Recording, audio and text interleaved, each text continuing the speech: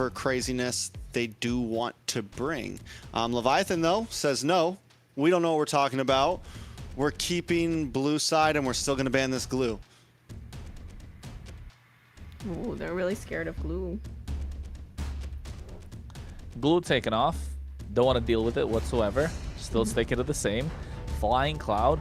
So we're not really going to see Fredrins pop up. Not a lot of tankier jungle options. Not slow-moving parts. Just quick-paced. Hilda's probably going to be something the Leviathan will be looking to prioritize. Hilda's really good in the Flying Cloud, so is the Khalid. Jushin's off. I'm assuming on the red side, you're going to take away the Freya. You're going to take out the Marcel. Actually, you don't even have to take out the Marcel at this point, so that's one ban already gone, right? So Freya's got to go. Harley and our Leviathan going to take out Marcel this time? I don't know. Don't ask me that question. I think my opinion is verified. I think just don't even ban it anymore. It's not worth it? The odds say it's not. I don't know. The odds say it's not. The odds say it's a 0% win rate in 4 games. It's not just bad teams that have had this pick. You know, there's a lot of times you could say, oh, well, this team and they were up against Alpha 7. That's why they lost. Like, no. Like, even good teams have gotten the Marcel and lost it. We saw Alpha 7 lose with it last night. Shark, in his own words, said, we tried it in a scrim. This composition did well. But now that we played it in real play, we might not play it again. You know, like... They do ban it still, but... No, you're right, and I think a lot more, you know, a lot more case studies to go by to see that Marcel's not really the hero that we thought for it to be. Even with the previous game, Leviathan had a really good Marcel draft, the Lilia, the Granger, the Suyo, but then again, is that the EXP lane problem, or they're not really learning how to draft properly for it? But if it's really not working out, what we've seen 5 games, 5 losses so far, so maybe you're right, Trex. I think this is just you know, just one of those cases of a new jitters, new hero coming in. We got to be careful. Let's ban it out and not worry about it. But Valentina first pick, solid choice. Yeah, Sora open still open, exactly. And I don't think they would want to pick that if Valentina's already picked. But I also, with Marcel, it's just... You have to have the perfect team composition to work with him. But then with the global ban system, it's like it's not really a lot you can choose from. And then if you pick that, then they can also counterpick for the perfect little team comp that you want with Marcel. So it just makes it really hard to play him right now. You know, you mentioned the Sora maybe not getting picked up. I think it's still... can be a solid pick. Yes, the Valentina helps deal with it and counter it, but it's still a strong pick. Still could be something that comes up. Instead, they go for the Hylos. Right now, Night Horde with Suyo, Hylos, solid up-front lineup, aggressive in the early game. You look for the quick stun with Hylos. Suyo comes in, gets a kill. I mean, it's decent pacing. They put up something in their mid side, and they can be even faster. Khalid here, maybe? Walk in Khalid carry, get some sort of damage on your side, maybe. The past is but ashes in the wind. Your team there is only war. I'm not against it. I like the carry. I'm not such a fan of the Fredrin. I mean, yes, it's all right. They need to. There you go. There you go. Hi. This is what I was talking. What's the Fredrin gonna do now? He got bodies on bodies. He's gonna get bodied. He's gonna get jumped, man. He's about to get jumped in the turtle pit. All the homies pulling up. Oh, poor Fredrin. Oh, no. I mean, still possible, but Carrie's gonna have trouble against this. Carrie's a single target marksman. You know, there's a small range on Valentina. Could have trouble against things like the Suyo and the Sun. You don't have much range. Leviathan already has this kind of Ube strategy in. What could work for them? Like a Faramis? No, they need to give them a bit more survivability. No, they already have the Valentina, so no Faramis. They need something to kind of stop the dive that's coming in from Night Horde, but at the same time, a massive, like, big set. Grok is what I'm looking at for in the roam position. Grok or Gato Kacha. Grok is better, a little faster. Gato is just slower, but yes, provides the same kind of tools. A massive AoE as well. But yes, Grok is something you need.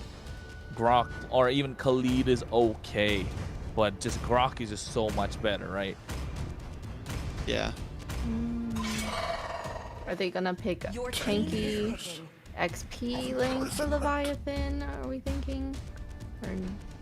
Are we looking For at Leviathan, better ones, yeah, we're looking for what? We're looking for Romany XP on Leviathan. no. Night Horde Oh, yeah. are looking for EXP and mid lane. Lapu Lapu, just in case Leviathan wants to go for something like a Farza here, something more back line. Zetien is still open to them as no.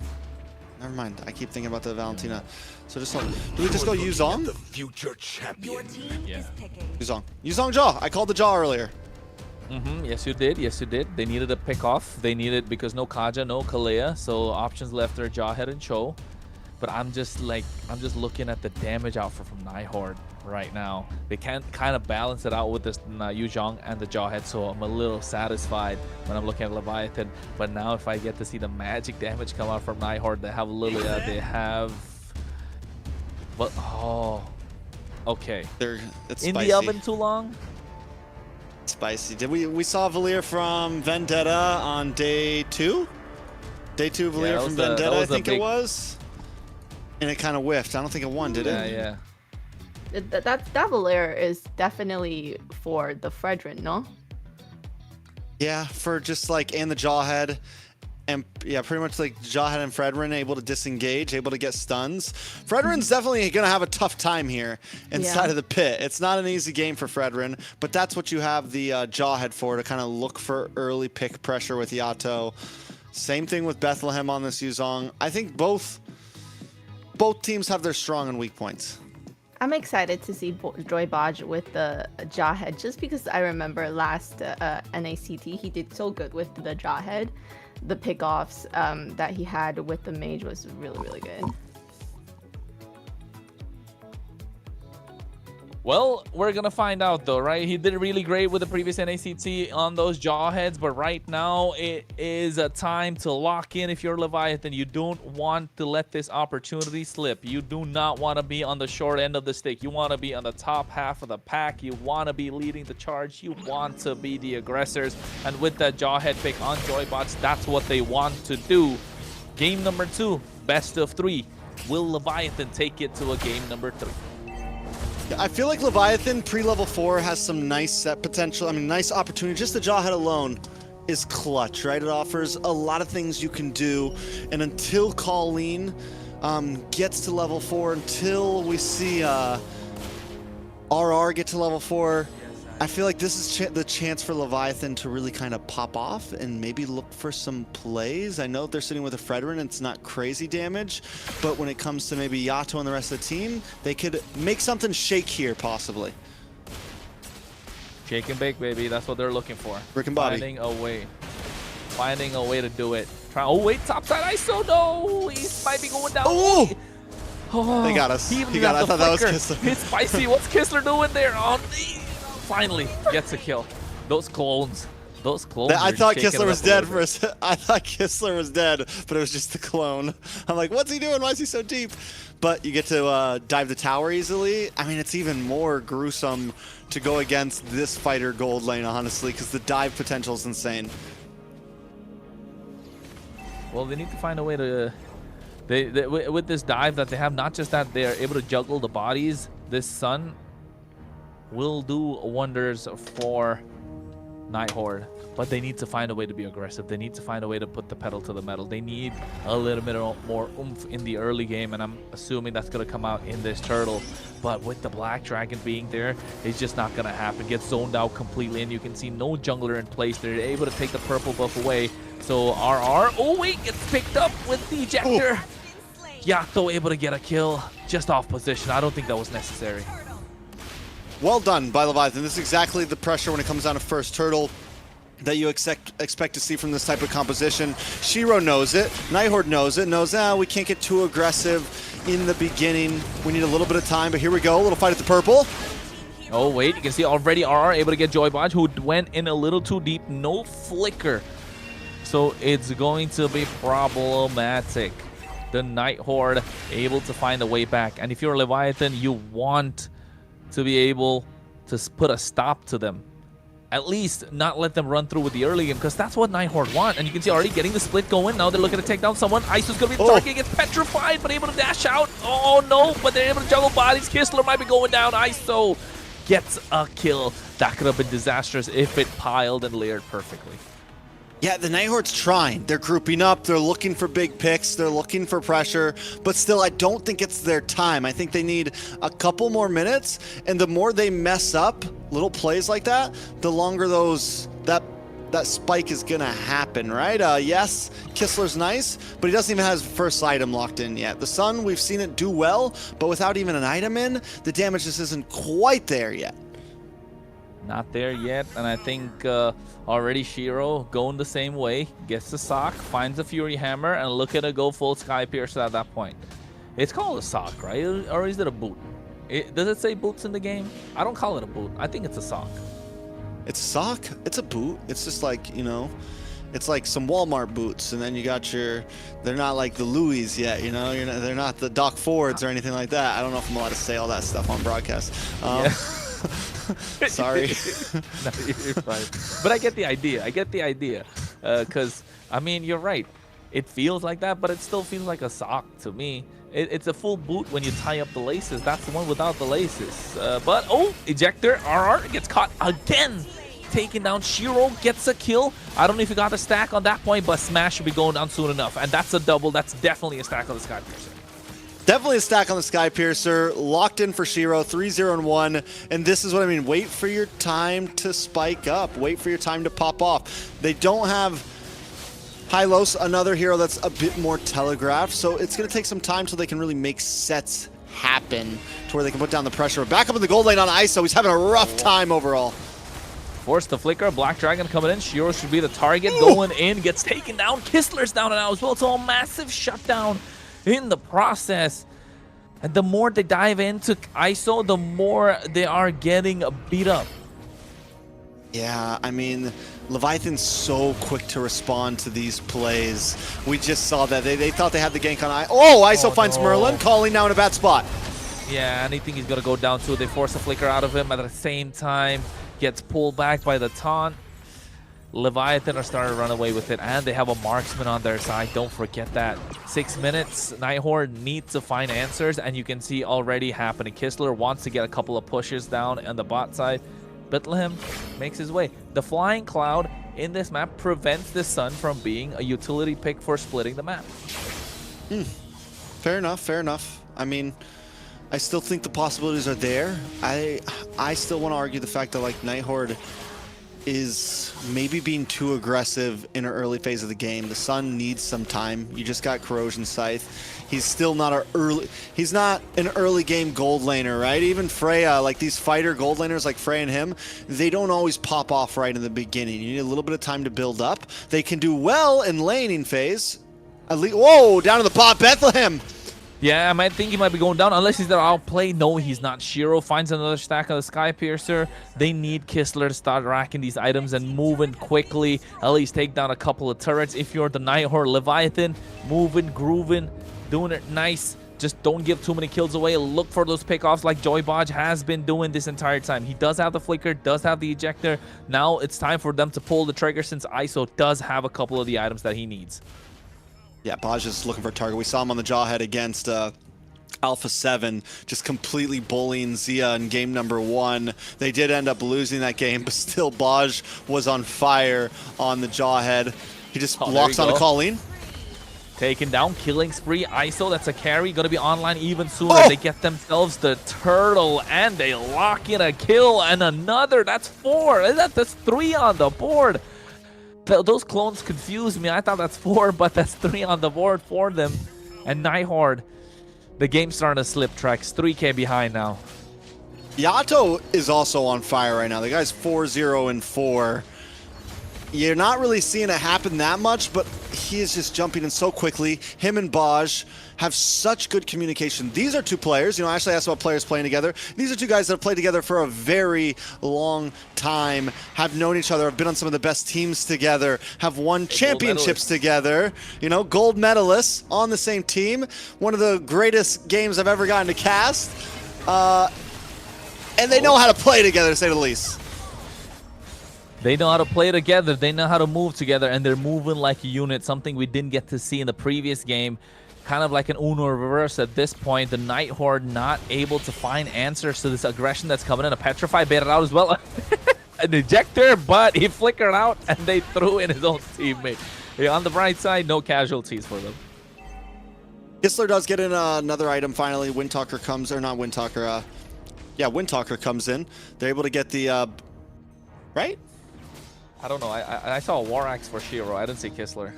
Is it Windtalker? Kistler. Oh, yes, yeah, it is. Windtalker locks in after...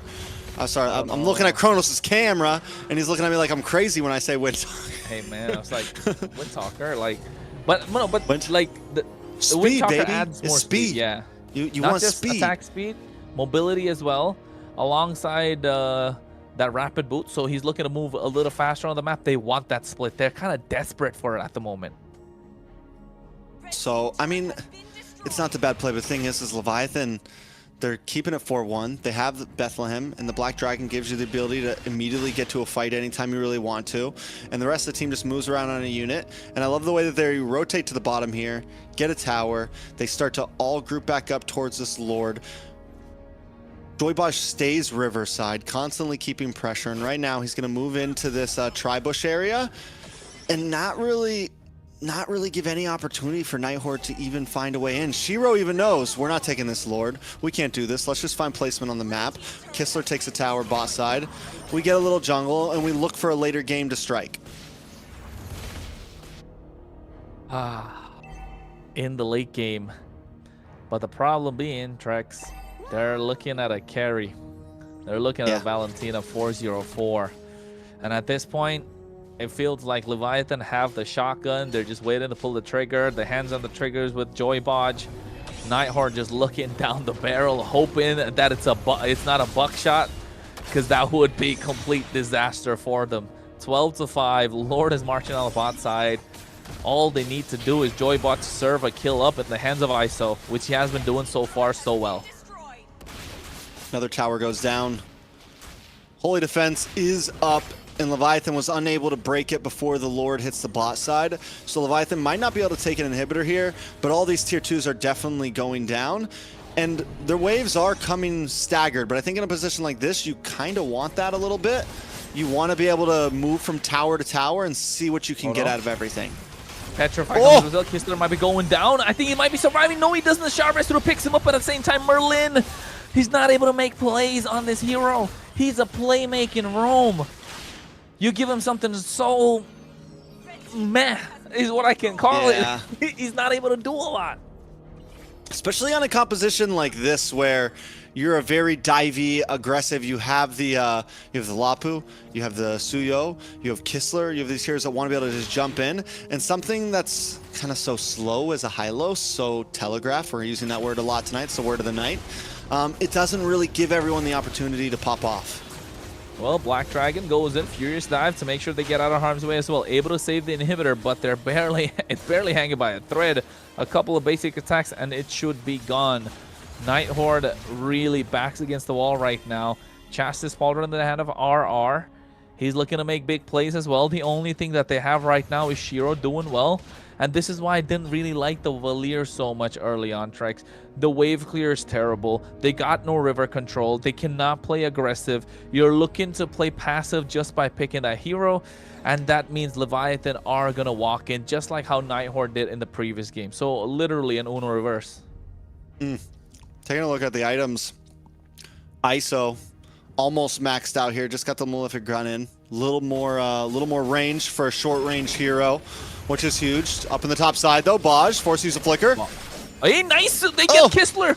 Ejectors come down, but Kistler able to make it out of harm's way. Here comes Shiro as well. Black Dragon expended early, so that's good news for the Night Horde. They don't have to deal with one of those big ultimates in the Lord if they're able to take it early. But Smash is not going to let that happen, is he? Literally no ults for the side of the Night Horde, but also on the side of Leviathan, it's just Smash, like you said. So I mean, not a bad play for Night Horde. I wish they would have got maybe something out of that. If they would have got Baj, it could have gave them an advantage here up on the top side, though. Leviathan looking for a pick onto Kistler. Can they make it down to Lord in time, though? looking to do that. Smash wants to go in, and I think Colleen's doing a Yato? brilliant job at the moment. Yato comes in, does have the bravest fighter. Joybot making his way as well. Oh! Distribution misses, and Yato is able to get that kill. They lock in him.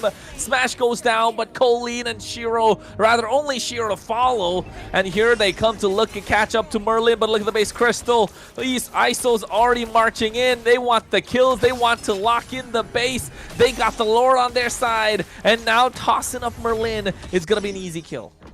Yato's on fire right now. Yato's on fire right now. He's in God mode. My guy took the Lord and then put the boot down on Shiro's neck even more by getting the kill onto him. I mean, it's like, listen, I know you're a jungler, but I'm Yato. And welcome to the game. Completely just dominating overall, terrifying R. He's not going to do anything. He's not going to sustain whatsoever. Black Dragon even goes in. That's the bravest fighter we're talking about, taken down like a butter. At the moment, a lot of heat coming in from Leviathan, and I think they're going to be able to finish the job. Get the inhibitor on the bot side, looking to get the top side inhibitor as well. They lock him down, and they get Kistler. Now the base crystal, but Yato's bobbing. He's weaving, finding these targets. They take one in return, and I think the crystal finally gets locked in. We're going to all the way. We're going the distance. We're going to a game number 3. The rubber band match, as we like to say, down here in Florida. We're bouncing back and forth. Win for win. Layla. I agree. Yeah. Uh-huh. Layla, you're muted. Yeah. Oh, I am muted. I agree. Whoops. Welcome back. Yeah, so the two teams, you know, we're definitely gonna see game 3, right? We expected that out of these two teams. And what do you think of the team comp for the Night Horde? I feel like there's a lot of problems with that. They overcooked, as Chrono said. They Yeah. burned the fried rice. That's a hard thing to burn. It's hard to burn fried rice. I agree. I was going to say, it wasn't fried rice at this point. The chicken was just in the oven a little too long. Yeah, looking at the stats, I was like making sure that I'm not muted still. Yeah, what do you think of that match? I feel like because the Night Horde had so much dive heroes, and then they only had a Valier, that team comp just couldn't do much. Yeah, and the Joy Valier Boss did definitely so good. didn't stand a chance against Yato. Look, 9.9k gold compared to 7.3. Yato with a 6-0 in 6. I mean, the guy just made plays around the map, and it's not very often, especially when something like ISO, when you have these carries, I feel like the mid laners haven't really been able to shine in a lot of games that we've been watching lately. Like, they've done well, but not like that. Not to a point where Yato was a threat to everyone on the map. And yes, Baj is the one who kind of bought him the time. Baj is the one who got some of these early flicks, able to make sure ISO and Yato got fed. But once they came online, God, the Yato-Baj combo is just honestly disgusting. And with heroes like this is comfort for the two of them. Yeah, Joy Baj, his Jawhead was very memorable, and I remember in an ACT at the end there was respect Ben for that. Definitely, he loves playing this pick-off heroes, right? Not just the Jawhead, but also the Kalea, also the Kaja. He's really into that kind of a role, provides what the team needs. You place an order, he serves it up hot and spicy just there at the right time. ISO was having a field day, and so was Yato on that Valentina, and I think he's definitely going to be the MVP in my books as well. I think that's a unanimous vote. But at the same time, hey, you know what? We get to see it. It better be him. Better be Yato. And our MVP, Yato! Nobody expected less from that one. I just think he did really, really well, and he had a great roam to help him get there. I agree. I mean, he's able to... There's games like that where it's like, well, was it really Yato, or was it Baj who was able to make all those sets happen? But for every player, not everyone can capitalize on those moments, and Yato also always capitalized. I think the final nail in the coffin, I'm sure we're going to see the replay closer to the end of these replays, was that big Lord steal just jumping in there solo. First they go up top side, they gank Kistler. I'm waiting for us to get to the spot. I'm excited to see it. I mean, able to get the 1v1 plus take Lord, that's for me, it's like, okay, yeah, he's got the MVP here. Well, it didn't matter what his KDA was, even though his KDA was phenomenal. Definitely was. Able to get control of the map, able to get control of the river, and I think it kind of got to the point where the Night Horde, you could blame the draft, right? I think we can all kind of, if we're looking at point finger somewhere, that's what we would say. Everything was all right until that Valier pick. I mean, yes, he's got the scorching powers and all that stuff.